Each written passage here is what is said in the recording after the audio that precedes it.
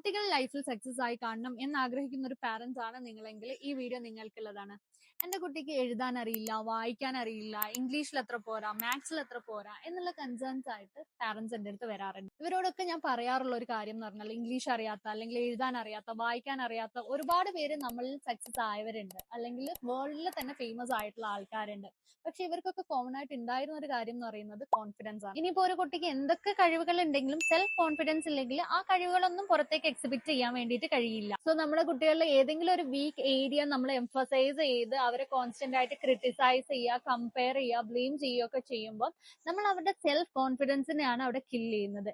ഇത് ആക്ച്വലി അവരുടെ സക്സസിലേക്കുള്ള പാത്തിനെ നമ്മൾ ഡിസ്ട്രോയ് ചെയ്തുകൊണ്ടിരിക്കുകയാണ്. ഞാൻ നിന്നെ വിശ്വസിക്കുന്നുണ്ട്, നിനക്ക് അതിനുള്ള കഴിവുണ്ട്, ഇപ്പൊ കുറച്ച് പുറകിലോട്ടാണെങ്കിലും നീ അതിൽ സക്സസ് ചെയ്യുന്ന എനിക്ക് ഉറപ്പുണ്ട് എന്ന് വിശ്വസിക്കുന്ന, എന്ന് പറയുന്ന ഒരു പാരന്റ് ഉണ്ടെങ്കിൽ ആ കുട്ടി തീർച്ചയായിട്ടും സക്സസിലെത്തും. കുട്ടികളെ ബ്ലെയിം ചെയ്ത് അവരുടെ കോൺഫിഡൻസിനെ തകർക്കാതിരിക്കുക.